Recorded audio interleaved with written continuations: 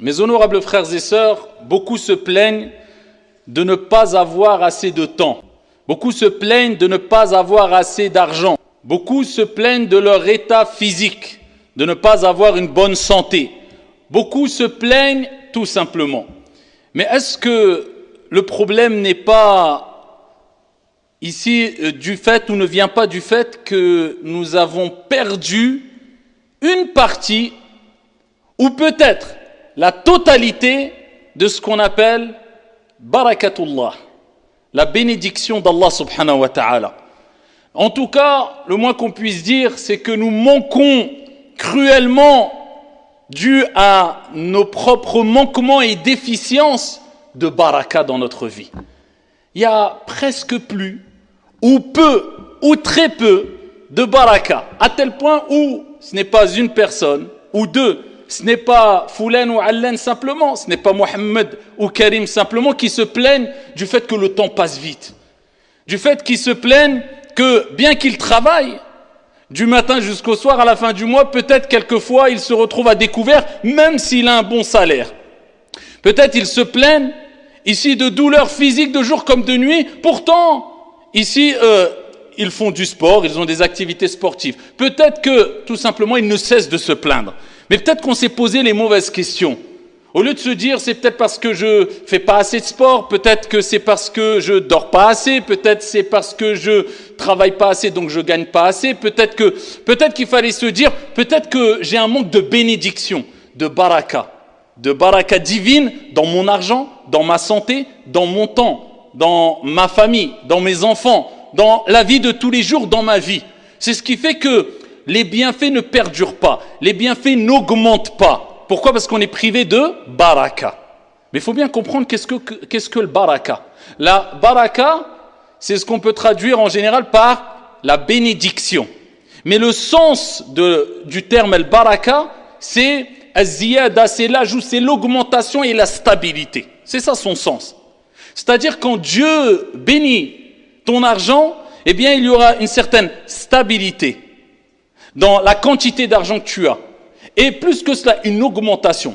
En d'autres termes, eh bien, avec le peu d'argent que tu auras, tu pourras faire plein de choses. Avec le peu d'argent que tu as, eh bien, dans tous les cas, tu le ressentiras, tu sentiras.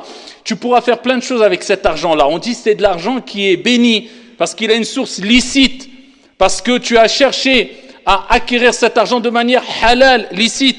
Et à côté, tu as des actions qui satisfont et qui ont satisfait ton Seigneur Tabaraka wa Ta'ala, qui a fait que Dieu a béni ton argent. Il y a des gens, voilà, il pèse pas 100 kilos, c'est pas 100 kilos de muscles, hein. Il est tout fin, tout maigre, tu le vois, miskin, comme on dit, il paye pas de mine, mais par contre, Allahumma barik, va faire le hajj avec lui. Wallahi, tu fais juste 3 tours du tawaf, t'es peut-être fatigué, et lui, il fait tous les jours de tawaf, plein d'énergie. Et on voit cela sur les personnes très âgées, quelquefois au pèlerinage. Pourquoi ? Moubarak. Il est béni. Sa santé est bénie. Bien que toi, tu sois jeune, tu es 30 ans, Wallah, tu ne tiendras pas avec lui salat al-tarawih qui durera peut-être quelquefois dans certaines mosquées pendant 1 heure et demie. Pourquoi ? Moubarak, al-baraka dans sa santé. Alors qu'il a peut-être 80 ans. Mais toi, tu as besoin d'une chaise. Ou alors tu trouves 1001 excuses pour ne pas prier salat al-tarawih parce que tu commences à avoir mal aux jambes. Pourquoi ? Manque de baraka. Dans ton argent, il y a des gens qui touchent vraiment un minimum. Mais tous les jours, tu l'entendras dire « Alhamdulillah ». Et tu verras tout ce qu'il a fait avec son argent quand il arrivera à 40 ans, 50 ans, 60 ans. Il a fait le hajj, il a fait l'umrah, il a peut-être payé le hajj pour ses parents. Il a fait plein de choses. Il a éduqué ses enfants, il a eu plein d'enfants. Il a une personne qui a un salaire de je ne sais combien, 4 000, 5 000 euros. Peut-être qu'il n'aura pas fait le tiers de ce qu'il a fait. T'as pas fait ton pèlerinage, Yahri ? Ouais, mais tu sais, il faut mettre de côté parce que tu touches 4-5 000 euros, mon frère, et tu as voyagé partout, mais tes voyages, qu'est-ce qui te reste de tes voyages qui ne sont pas illicites en soi-même ?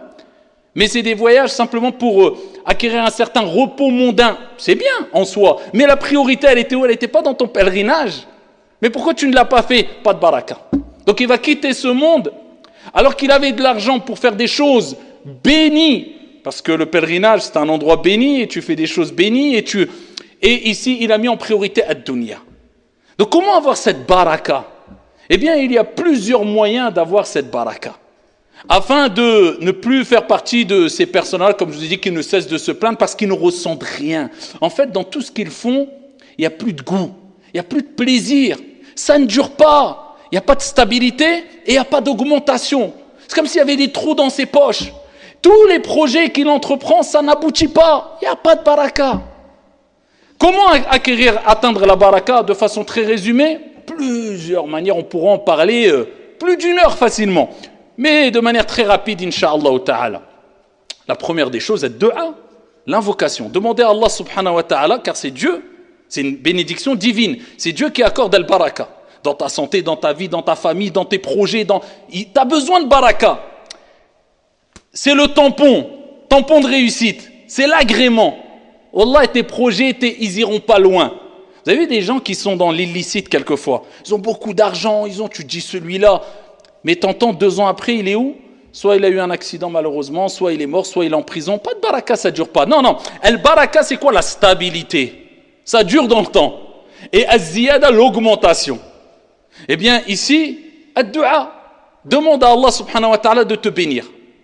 Oh Allah, bénis, même en français. Oh Allah, bénis mon argent. Oh Allah, bénis ma santé. Oh Allah, bénis ma science. Oh Allah, bénis mon épouse, bénis mon époux, bénis mes enfants. Oh Allah, bénis mes projets. Oh Allah, j'ai besoin de ta bénédiction. Ad-du'a.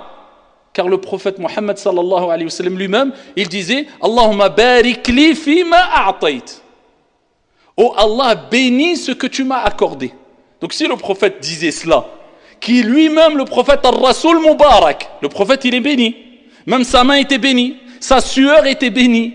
Le prophète alayhi salatu wa sallam, ce qui touchait quelquefois, eh bien, c'était ici une bénédiction.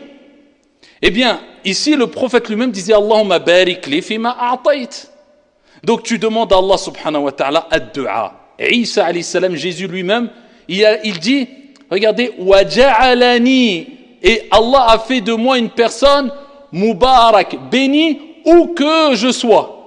Donc demande à Allah Azza wa Jal de faire de toi une cause de bénédiction. C'est quoi une cause de bénédiction? Les gens bénis, ce sont des gens qui sont utiles. Où qu'ils aillent, subhanallah, il y a quelque chose. C'est pour ça qu'il faut fréquenter les gens bénis. C'est-à-dire les gens pieux, les gens qui aiment Dieu, les gens qui... C'est bien de les fréquenter beaucoup. Parce que quand tu es à côté d'une personne qui est bénie, qui a beaucoup de baraka, eh bien, ça peut se répercuter sur toi la baraka. Comme quand tu fréquentes une personne mauvaise, quand il lui arrive un problème, eh bien, t'es mêlé dedans aussi. Donc, regarde qui tu fréquentes. Eh bien, ici, demande à Allah subhanahu wa ta'ala, ici, de te bénir. Et de bénir tes actions et de bénir toutes choses. Parmi les choses, le Coran, car Allah Azza wa Jalla a dit, Kitabun anzalnahu mubarak. C'est un livre qu'on a descendu qui est béni. Donc, ici, c'est une source de bénédiction, c'est-à-dire une source de bénédiction. Eh bien, en lisant le Coran, tu vas acquérir une bénédiction dans ta journée, dans tes activités. Donc, c'est pour ça que c'est bien de lire le Coran tous les jours, pour se rapprocher de Dieu et pour que ça soit une source de bénédiction. Des gens ne lisent jamais le Coran. Ensuite, ils se disent, j'ai pas de baraka dans ma vie. Tu lis le Coran? Non, kitabun anzalnahu mubarak. Tu t'es éloigné de le baraka. La lecture du Coran. Le matin, salat al-fajr. Si tu ne pries pas salat al-fajr à l'heure, si tu ne commences pas ta journée avec Bismillah, au nom d'Allah, ici c'est une image, as-salah, en mentionnant le nom d'Allah, comment veux-tu avoir la bénédiction d'Allah subhanahu wa ta'ala dans ta journée? Alors que le prophète alayhi salatu wa salam, regardez ce qu'il dit dans Fils Sahih, Allah subhanahu wa ta'ala, il a béni pour ma communauté, le prophète alayhi salatu wa salam, il dit, Allah a béni pour ma communauté le matin, la matinée. Pour ça, ce que tu fais le matin, tu ne le feras pas l'après-midi. Pourquoi le matin est béni?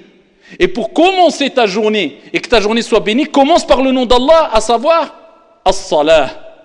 As-salatu khayrun min an-nawm. La baraka est dans salat al-fajr. Tu commences ta journée, avant d'entamer ta journée, tu fais quoi? Tu pries. Avant de manger, tu fais quoi? Tu dis Bismillah. Avant d'entreprendre une chose, eh bien, cette chose doit être précédée par le nom d'Allah. Par une ibada. Pour que ta journée, pour que ta nourriture, pour que ton projet soit béni. Parmi les choses aussi qu'on peut citer, on peut en citer plusieurs des choses, eh bien, il y a aussi le fait d'être honnête et droit. Le prophète alayhi sallam fi Sahih Muslim, il nous dit que quand il y a deux personnes qui ont une transaction, une affaire, eh bien, ici, s'ils ont été véridiques, et s'ils n'ont rien caché de leurs marchandises, ils ont tout dévoilé, Allah bénira leurs transactions. L'affaire sera bénie. Par contre, s'ils ont menti et s'ils ont caché des choses, eh bien Allah ôtera la bénédiction de cette affaire-là. Vous voyez, la baraka, elle est où? Dans l'honnêteté. La baraka, elle est où? Loin de la tromperie. La baraka, elle est où? Dans le fait de satisfaire Allah subhanahu wa ta'ala. Et t'as la baraka. C'est-à-dire que tu vas vivre heureux, serein, apaisé. L'argent halal, pas l'argent haram, rapporté par Al-Bukhari. Le prophète sallallahu alayhi wa sallam a dit: toute personne qui gagne de l'argent halal de manière licite, Allah va bénir son argent. Et toute personne qui gagnera son argent de manière haram, illicite, Allah ôtera la bénédiction. Et il sera comment? Regardez l'image qu'a donnée le prophète alayhi salatu wa sallam. Dit: celui qui gagne de l'argent illicite, il ne sera jamais rassasié. Comme celui qui mange sans être rassasié. Il donne une image, traduction du sens. Quelqu'un qui mange sans être rassasié, il sent pas la nourriture, il mange et il a toujours faim. Eh bien il dit: celui qui gagnera de l'argent haram, ça sera pareil. Pour ça, quelqu'un tu vas voir dans le haram qui a beaucoup d'argent, faites compte, qu'est-ce qu'il a fait de concret avec? Qu'est-ce qu'il a fait? Dans 5 ans, 7 ans, 8 ans, il lui restera rien, miskin. Même ça sera une source de malheur pour lui. Donc la baraka, elle se trouve aussi dans l'argent halal. Et d'en mettre dans ta vie comme priorité la religion. La religion n'est pas une option. La religion est une conviction.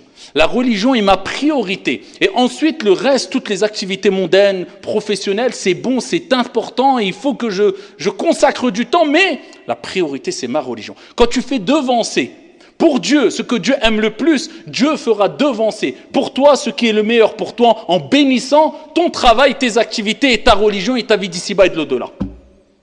Rétribution équitable. Donc c'est comme cela qu'on doit réagir.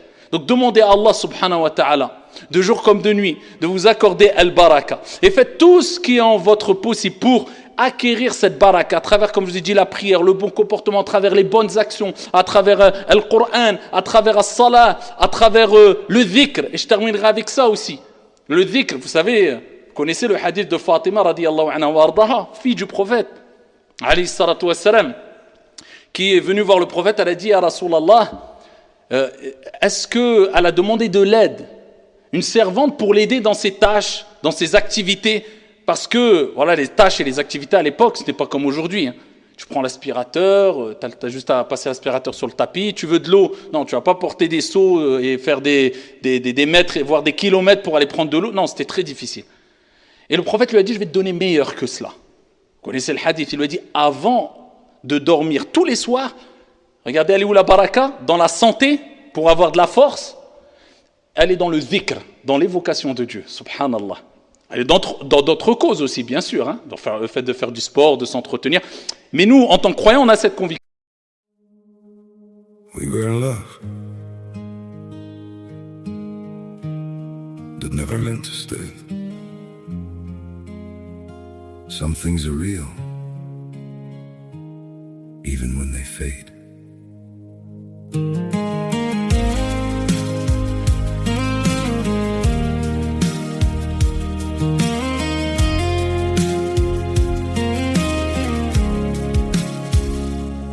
I used to think if we kept holding on, we could bend the truth somehow. But love can't fight what's pulling us apart, and it's breaking us down now.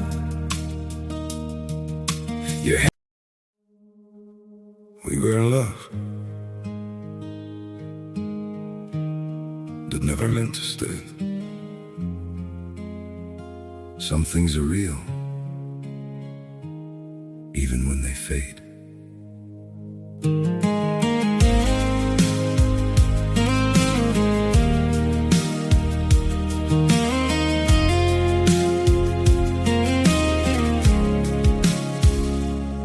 I used to think if we kept holding on, we could bend the truth somehow. But love can't fight what's pulling us apart, and it's breaking us down now.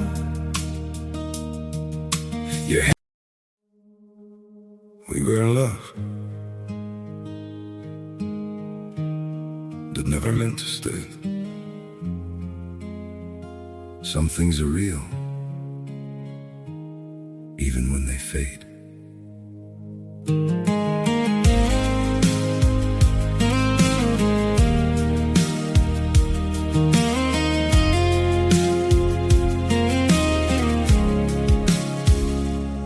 I used to think if we kept holding on, we could bend the truth somehow.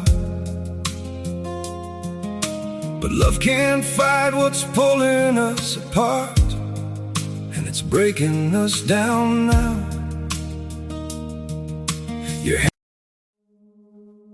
We were in love that never meant to stay.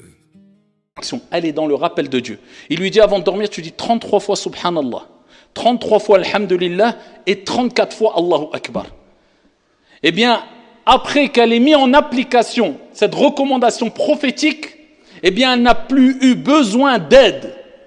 Alhamdulillah. Elle a eu une bénédiction telle que, eh bien, elle se suffisait d'elle-même. Elle n'avait plus besoin d'aide pour ses tâches ménagères et elle avait une facilité. Ça, c'est un conseil qu'on a à donner pour les hommes et pour les femmes, et particulièrement les femmes qui se plaignent quelquefois en disant « j'ai trop de tâches, de responsabilités à la maison, les enfants, etc. » Eh bien, est-ce que tu as béni ta journée? Est-ce que tu as fait les causes pour que ta journée soit bénie? Est-ce que tu as fait du dhikr? Est-ce que tu as commencé par la prière à l'heure? Est-ce que tu as fait tes invocations du matin? Est-ce que tu as fait tes invocations du soir? Est-ce que tu as lu le Coran en priorité pour qu'il y ait une bénédiction dans ta journée? Si la réponse est oui, eh bien t'inquiète pas, ça va se faciliter pour toi. Les choses vont s'arranger. Si la réponse est non, eh bien c'est de ta faute. Tu as cherché où il ne fallait pas chercher l'aide et l'assistance et la force physique. Eh bien, Ali ibn Abi Talib, son mari, il a dit depuis ce jour-là, je n'ai plus jamais délaissé cette invocation. Ali ibn Abi Talib radiyallahu anhu wa arda. Et pour terminer, et là je termine vraiment, n'oubliez pas c'est taqwallahi tabaraka wa ta'ala qui est très important, à savoir s'éloigner des péchés et obéir à Allah au maximum. Plus tu obéiras à Allah, plus ta vie sera bénie. C'est pour ça qu'Allah dit dans le Coran وَلَوْ أَنَّ أَهْلَ الْقُرَىٰ آمَنُوا وَاتَّقَوْا لَفَتَحْنَا عَلَيْهِمْ بَرَكَاتٍ مِنَ السَّمَاءِ وَالْأَرْضِ وَلَكِنْ كَذَّبُوا. Allah a dit si les habitants des cités avaient cru et étaient pieux, avaient adoré Allah, avaient obéi, nous aurions certainement ouvert pour eux les bénédictions du ciel et de la terre. Mais ils ont démenti, alors on les a saisis pour ce qu'ils avaient acquis. Donc la baraka elle est dans l'obéissance d'Allah subhanahu wa ta'ala. Wallahu ta'ala a'la wa a'lam wa ahkam.